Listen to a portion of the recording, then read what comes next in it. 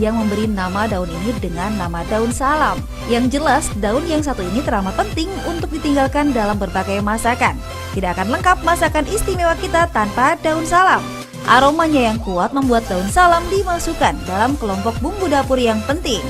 Tapi siapa sangka loh, tanaman yang memiliki nama latin Syzygium polyanthum ini ternyata memiliki manfaat bagi kesehatan. Salah satunya daun salam dipercaya dapat menurunkan kolesterol. Wah, fakta atau mitos? Biar dijawab langsung oleh Dr. Wawai Muli, ahli farmakologi di segmen ini. Yuk kita simak. Fakta mitos pertama, katanya daun salam dapat digunakan sebagai obat anti nyeri alami. Wah, fakta atau mitos? Ini fakta. Kandungan zat aktif yang terkandung daun salam mengandung banyak zat yang bersifat anti-sitokin, anti-inflamasi, dan menghambat terbentuknya peradangan. Dalam hal ini menghambat pembentukan prostaglandin. Jadi, daun salam bisa digunakan sebagai analgetik untuk keadaan nyeri yang sifatnya ringan saja. Mau langsing? Jangan pusing. Memiliki tubuh ideal memang sudah menjadi keinginan setiap orang karena berat badan yang berlebih dapat mendatangkan beragam penyakit. Nah, tapi jangan hanya wacana. Merubah pola hidup dengan mengkonsumsi makanan sehat dan rutin berolahraga menjadi salah satu cara untuk menurunkan berat badan. Tapi Anda juga bisa loh mengkonsumsi ramuan tradisional seperti rebusan daun salam karena katanya ampuh menurunkan berat badan. Wah, fakta atau mitos? Wah, kalau yang ini mitos. Kita harus bisa membedakan antara menurunkan kadar lemak di dalam darah dengan menghancurkan lemak yang ada di dalam tubuh kita. Bagaimana kita menghancurkan lemak atau mengurangi timbunan lemak di dalam tubuh kita? Tentunya kita harus melakukan exercise atau aktivitas fisik yang seimbang. Kemudian jangan lupa, selain kita melakukan aktivitas fisik yang teratur, dalam hal ini olahraga yang baik, teratur dengan frekuensi 2-3 kali seminggu, kita juga harus melakukan diet yang seimbang. Artinya, tercukupi karbohidrat, lemak, protein, dan vitamin-vitamin. Sehingga metabolisme tubuh kita akan menjadi lancar. Dengan demikian, kalori yang dibentuk nanti diambil dari cadangan lemak. Mudah-mudahan hal tersebut membantu menurunkan berat badan kita. Hipertensi merupakan kondisi di mana tekanan darah berada pada angka 140/90 mm merkuri per hidrakrirum. Nah, bagi Anda yang memiliki riwayat dengan darah tinggi, ada baiknya mulai menjaga makanan dan minuman yang Anda konsumsi, seperti daging merah dan juga kopi. Selain itu, ada baiknya Anda juga mengurangi asupan garam setiap harinya. Selain rutin mengkonsumsi obat, tak ada salahnya Anda juga mencoba untuk mengkonsumsi rebusan daun salam. Karena katanya daun salam bisa mengobati darah tinggi. Wah, bener nggak ya? Biar Dr. Wawai Muli yang jawab, itu fakta atau mitos? Wah, yang ini adalah fakta. Mengapa demikian? Kita tahu bahwa daun salam mengandung banyak kandungan zat aktif. Salah satunya adalah quercetin yang bisa menyebabkan vasodilatasi dari pembuluh darah. Hal ini berkontribusi terhadap menurunkan tekanan darah. Di samping itu, kandungan aktif dari daun salam juga memiliki efek menghambat suatu enzim yang namanya enzim angiotensin inhibitor, di mana dia juga berkontribusi dalam menurunkan tekanan darah. Biasanya, daun salam dianjurkan untuk penderita yang hipertensinya masih derajat ringan. Kalau tekanan darahnya sudah sangat tinggi atau sudah sampai grade 1 atau 2, kita harus berkonsultasi dengan dokter. Sehingga tidak cukup hanya menggunakan rebusan daun salam saja. Penyakit jantung merupakan kondisi adanya gangguan pada jantung, mulai dari gangguan pada pembuluh darah jantung hingga katup jantung. Nah, jantung sendiri memiliki fungsi untuk mengalirkan darah yang kaya akan oksigen ke seluruh tubuh. Penyakit ini memang menakutkan bagi setiap orang. Olahraga rutin dan mengkonsumsi makanan sehat menjadi salah satu cara agar terhindar dari penyakit ini. Tapi fakta atau mitos kalau daun salam ampuh menurunkan risiko penyakit jantung? Ini fakta.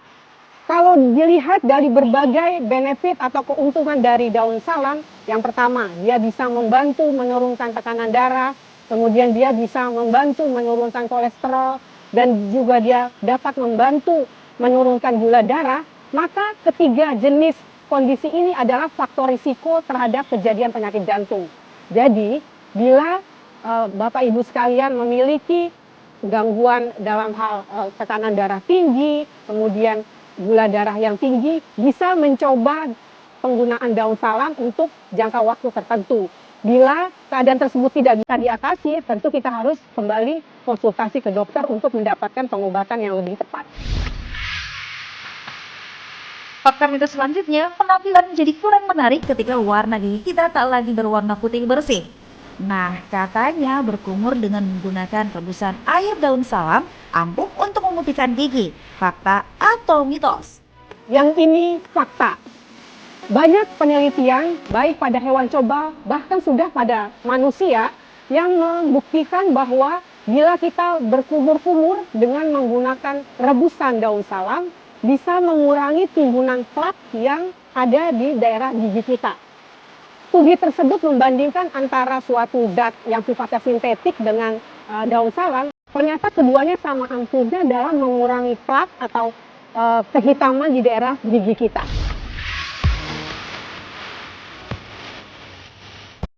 Memiliki riwayat keluarga dengan diabetes tentu mengharuskan Anda untuk menjaga asupan makanan yang dikonsumsi.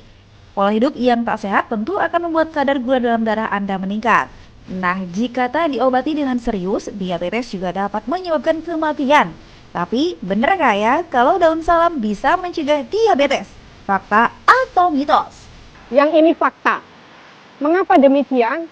Berbagai studi baik pada hewan coba maupun bahkan sudah ada pada manusia yang menyatakan bahwa pasien-pasien yang mengalami gangguan toleransi glukosa, artinya kadar glukosanya sudah di atas normal, dengan konsumsi daun salam dalam jangka waktu 2-3 bulan, perlahan-lahan gula darahnya mulai mendekati nilai normal. Tetapi kembali lagi, bila keadaan kadar gula darahnya sangat tinggi atau sangat di atas batas normal, kita harus konsultasi ke dokter. Karena pada keadaan ini kita membutuhkan zat atau obat yang diresepkan oleh dokter. Bagi Anda yang menderita asam urat, jangan coba-coba untuk mengkonsumsi makanan tinggi kandungan purin. Nah, ada baiknya Anda mengkonsumsi buah dan sayuran yang aman dikonsumsi bagi penderita asam urat. Lalu bagaimana dengan daun salam? Karena katanya daun salam bisa menurunkan asam urat.